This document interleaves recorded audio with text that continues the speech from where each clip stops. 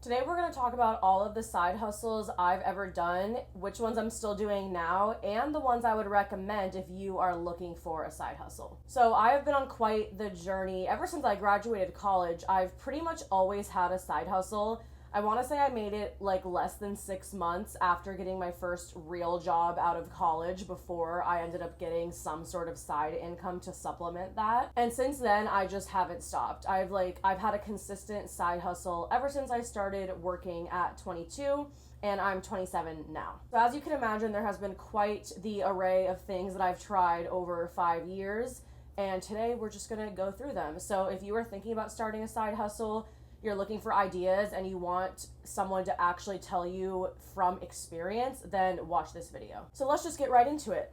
So I have about 1, 2, 3. So I have 9 side hustles that I have tried over the years, and I hope I'm not forgetting one, honestly. I was just trying to think of anything I've done that I've made any money on, regardless of whether it worked out great or didn't work out so well. Let's just get right into it. The first one I'm going to start out with is DoorDash, Uber, food delivery, grocery shopping orders, just because that's the main one that I'm doing right now and what I make a lot of my videos on. But this is kind of interesting because I first pursued this side hustle in college, while that was actually my full-time income. So I use it now as a side hustle, but when I first started it, it was like my full-time income. From 18 to 22, when I was in college, that is when I did DoorDash pretty much full-time. It was my full-time job, but I was not working full-time hours. So I still think I was probably working 20 to 30 hours, maybe even more every week, because I really did prioritize it. I tried to do DoorDash as much as I could in between my classes and then still going out and having fun on the weekends. But I still managed to put in quite a few hours. And back then, I want to say I was still bringing home $300 to $400 a week in paychecks, probably from DoorDash, which sounds like nothing now. But that back then, it was plenty for me to have extra spending money. I had most of what I needed taken care of in college from my parents, which I'm very grateful for. And I used my DoorDash money mostly to fund just things that I wanted to do, but I did fund it with some essential things like gas and things like that. But if I wanted to go out to eat and do extra things, that's pretty much what I used my DoorDash money from. Now I really wish I would have started saving and investing, because I totally could have afforded to put even just $25 or $50 a month away into an investment account when I was only 18. And I would be a lot further on in life if I would have done that, but that's another topic for another day. But either way, it was a great thing to do as part-time income while having most of your expenses as far as necessities still paid for. But I was able to have a lot more freedom than my friends because I worked for extra money.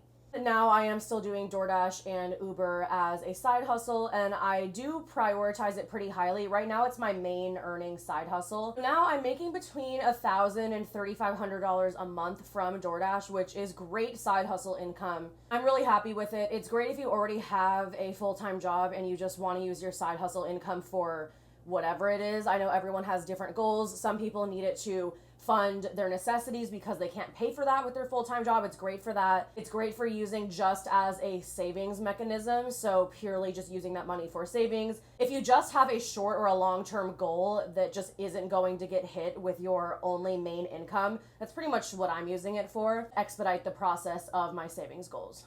So that's the first one that I do highly recommend. I don't recommend doing it full-time. I think it's the perfect part-time hustle to do. Even if you can only do it on the weekends, you would be in a great position and still probably be able to make a few $100s a week. The next one is selling clothes and shoes on eBay. So I actually did this for several years and I still do this one now. It's on a much smaller scale. I first started selling used clothes and shoes on eBay back in like 2020. Mainly operated under the thrift store model, so I would go thrift items myself in person from Goodwill, Savers, and other thrift stores, and then I would list those and flip them online on eBay. I was able to build this up really well to where I was making about $4,500 a month in sales consistently, and I was holding that number for quite a while. I did have to build it up to that, but it actually was really easy to just slowly scale it from a couple $100s at a time to then get up to that number. I even held $5,000 a month in sales for at least a couple months.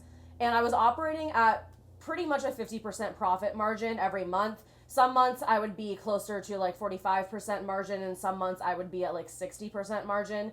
But overall, on a yearly basis, I would operate under like 50% profit margin, which was amazing, and I was super happy with it. Find plenty of items to hold up that amount of items in my store. I got my store up to about 1,000 items of active listings. I was consistently selling 3 to up to 6 items every day, with an average of 4 to 5 items per day that we're selling. This was great, and I don't regret doing it at all, but one thing I will say is I was living in apartments while doing this, and I was also moving pretty much every year. So given that, I wouldn't really recommend this side hustle if you want to scale it to the level I was at, which was about 1,000 items in my store. I wouldn't really recommend doing that if you're still in a phase of life where you're moving every year, just because it obviously is a super big hassle to have all of your inventory in your home, especially if it's an apartment in a smaller space. And on top of it, having to move all those items in addition to moving all your personal items. So it definitely created more work when it came to moving, but like I said, I don't personally regret doing this. It's just something I would look out for if you're thinking about starting this side hustle and building it up.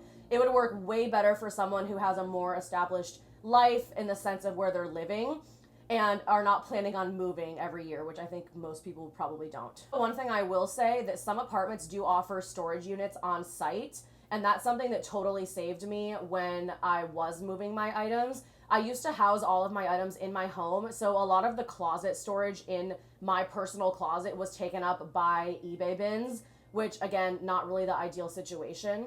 I was definitely sacrificing some personal things in order to make that happen, and dealing with having all that inventory in my living space. I wouldn't say that's for everyone.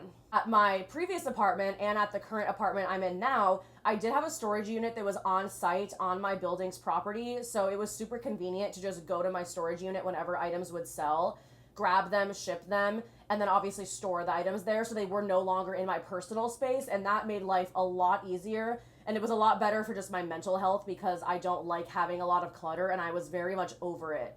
I was over like having so much stuff in my actual living area. If your apartment or wherever you live offers that kind of amenity and having storage units on site, then taking advantage of that would make this a lot easier. Of course, if you own a home or are somewhere where you have more space, then the space issue wouldn't obviously impact your ability to do this side hustle. So the next one up is selling designer shoes online. So this is what I'm focusing on more with my selling items online category of side hustle. This is pretty much all that I focus on now. I've pivoted away from selling the everyday kind of items you find at Goodwill and Savers, and now I only sell designer shoes. And I really like how I've kind of had the experience with selling more common items, and now I've moved on to specialty items. So now I only sell higher end designer shoes on eBay, Poshmark, and Vestiaire Collective, which are all online websites. I do my sourcing online as well. So I no longer go into the thrift stores and spend my time doing that. I can just source items online at home, which to me, I love something you can do at home online. So I really, really like this model, and I've been super happy pivoting to it. I do not make nearly as much in sales as I used to, but for me, it is so worth it because it's also a fraction of the effort. Because I'm also prioritizing DoorDash right now and food delivery, grocery shopping orders as my main income, I'm totally fine with having a smaller income with my selling items online. Highly recommend this if you really want to sell items online and you like to thrift and kind of like deal hunt and then flip items. Me, I love shopping and I love deal hunting, and I've always loved that my whole life. So to me, this doesn't even feel like that much work, honestly, because I think it's fun to scope out deals, find something that's undervalued, and I love shoes and I love designer items. So it's honestly just like shopping, but you get to profit off the item, which is like a perfect scenario for me. So it is just finding what works for you. This model also works a lot better if you have reduced space, because now my store is a fraction of the size. I think I have like 150 or 200 items for sale right now. And like I said, I do have a storage unit on site at my apartment, and it's super cheap. It doesn't really take that much of a hit to my profits. And I don't even honestly use it as a business deduction because I use it for my personal items as well. So I just don't even bother with taking it as like a formal deduction. Like I said, because I put my personal items in the storage unit as well. Space is more of an issue and want to spend less time out and about physically shopping for items, then I would recommend this model over the thrifting model for selling items online. I gotta start going through these quicker because I have several to get through. Next one is Amazon Associates Commission. So this is like Amazon's affiliate marketing method. I did sign up a couple years ago for Amazon Associates, and I have made commission off of this before. I've actually made all of my commission off of posting videos to Amazon. So this is not by me posting on social channels and getting traffic that way and having like external people come into Amazon to buy items. I made all of my commission from actually posting videos on Amazon, which is really cool. And I only found out this was a thing a few years ago. And as soon as I did, I really started getting into it heavily. For about a year, I was pulling in between $50 and $100 a month in just commissions off the videos I would post to Amazon. I know it doesn't sound like a lot, but this was such low effort that I think it is plenty worth your time. Pulling in $50 to $100 a month off of such minimal work is worth it to me and a win in my book. So I would just post like 10 to 45 seconds at the most clips of items that I've purchased off Amazon, and I would just give my honest opinion about it. And I would give my reviews and then post those to Amazon, and then any customer who was looking to buy those items on Amazon, if they clicked on my video and then purchased the item, then I get the commission. So that's exactly how it works in case you've never heard of it, but I would highly, highly recommend this. It's such an easy way to just post organic reviews of whatever you buy on Amazon. So if you're already buying a bunch of stuff on Amazon, this is the easiest thing. I wouldn't go out of your way to spend extra money on Amazon products to do this, because then you might just be buying things you don't need. But if you're buying a lot of things on Amazon, like a lot of us are, then you can post these videos with such little effort, and then you never know. I have a few videos that really pull in a lot of commission. Hand in hand with that one is actually getting paid to post Amazon shoppable videos. I do believe you have to be an Amazon influencer to do this, which is a step above, if you want to kind of view it that way, from being a part of Amazon Associates. I've had several brands pay me to post a video review of their product to my Amazon storefront, and then that video can be seen all over Amazon by any customers who are on there. These are super easy videos to make. Usually the brand doesn't give you that much, I guess, constraints on what you can say or not say, because it's really not that much of like a formal process. A lot of the Amazon review videos are very much like authentic opinion based, and they're not like crazy edited. They're not really anything like that. It's just very simple reviews. And any brand that has reached out to me that's tried to like basically force me to leave a positive review of their item on Amazon in a video, I have just declined those because I don't believe in doing that. I only post product reviews on my storefront that are my true opinion. So I'm like, if you want to send me the product for free and let me do my authentic review, then we can talk. But there are several brands that have reached out, especially this is a big problem on Amazon, where they basically just pay you to leave a positive review, and I don't really believe in that, and I don't think it's very ethical. So you will run into that happening, but you can post videos yourself to your Amazon storefront, obviously at your own free will, with your own time, with items you bought on Amazon, and still get a commission from those. But you can also get paid by a brand who will pay you to make a video because they want that visibility and they want that true customer trust being built on Amazon. I would make between $50 to $100 per video for doing this if a brand would pay me, which is insane because they are such easy videos to make and edit. Probably I've done about 10 of those lifetime. So again, it's not crazy money I'm talking about here. I still think that this is a great way to get in the game of building up side hustle income slowly. And even just in 6 months or a year, you could be pulling in regularly $1,000+ a month, which would be life-changing for most people. Okay, the next one is selling books on Amazon, and this is something I still do today. I don't have a crazy storefront on Amazon. I pretty much only sell books now, but I will just go buy books from Goodwill and Savers, just the thrifting model, similar to what I would do with clothing, but I just only go to the book section and I'll scan around pretty quickly and see if I can find profitable books and sell them on Amazon. Something where if I'm already going to the thrift store for my personal time, because I love going for myself, I'll just go and scan the book section really quickly and see if I can find anything. So to me, it's just something I do in the background that requires very little time, and then I still make a little bit of profit every month, so it's worth it in my opinion. If you wanted to delve way deeper into that model, then you definitely can. There's lots of people making a lot of profit just selling books on Amazon.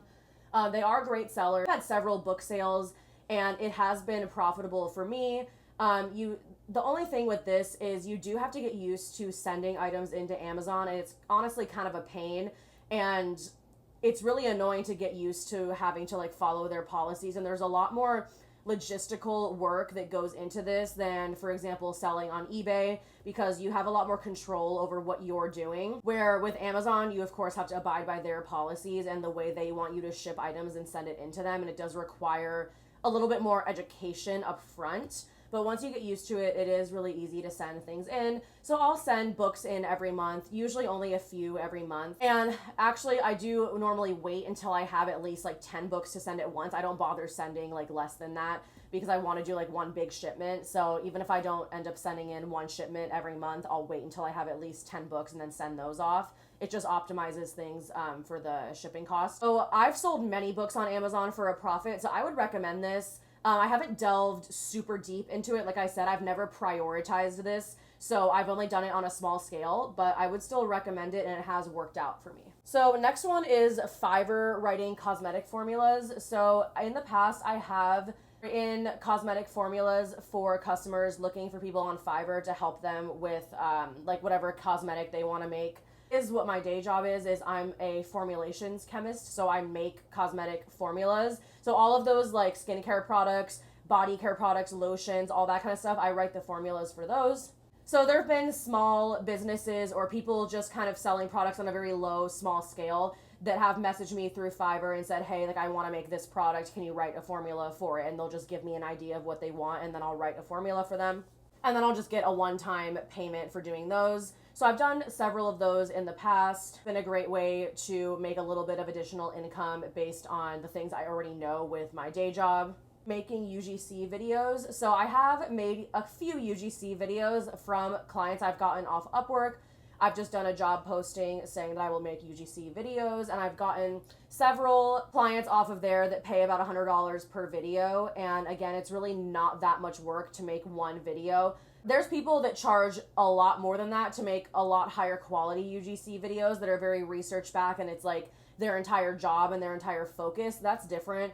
What I was doing was kind of more basic UGC videos that I was only charging like max $100 for a video. I did get several clients on there that were just looking for something more in that price range, and they weren't looking to pay a more formal, like big creator, $300, $400, $500, sometimes more for a video. I've gotten a few of those, so that's added up to probably less than $1,000. I can really see the scalability with this too if you want to get into it and take it more seriously. The next one is print on demand on Etsy. So I did a very small amount of this. I was doing print on demand like wall tapestries on Etsy, and I got several sales, and then I kind of decided to stop pursuing it, mainly because I picked an item that was kind of seasonal, and I realized that I should probably pick a different item if I wanted to take this a little bit more seriously and something that brought in income more regularly. I would have to pick a different product. But I still was able to profit probably about $25 to $30 per item, and I made several sales. So it's one of those things where I saw that it worked. I tested it out myself, and I saw that there was a path to making this really profitable. Again, I was focusing on other things at the time, so I just prioritized other things ahead of this. But I did test it out, and I did prove to myself that it does work. So I would probably go back to trying this again with a different product in the future. And the last one is Amazon private label. This one, I think a lot of people make it seem a lot easier than it is, and I'm not sure if I would really recommend it, at least now. There's a lot of videos on YouTube talking about Amazon private label, and I think so many people just make it seem way easier than it is. You definitely need some money to start up, and there's really like some risk associated with this. I actually lost a lot of money trying to do Amazon private label. I only put it on here because I did still sell some units. I did profit on just on a per unit basis. I was able to profit on. And I more think it's cool that I was even able to build this entire thing up myself and even have like 5 or 10 people buy the item and be profitable on that just item by item basis. Something that was not profitable overall, but I'm so happy I did because I learned so much. And I actually learned things that ended up helping me with my day job. So it really was more of an experience thing, even though I lost money on it. I really don't think this is the best way to probably make money on Amazon, at least now. But maybe if you did more research and picked a better product, you still might be able to make it work. But at least in my experience, I got a lot more out of it as far as the process goes because I did everything myself. I did designing the product. I did the branding, the marketing, the packaging design, everything all myself. And it was a lot of work.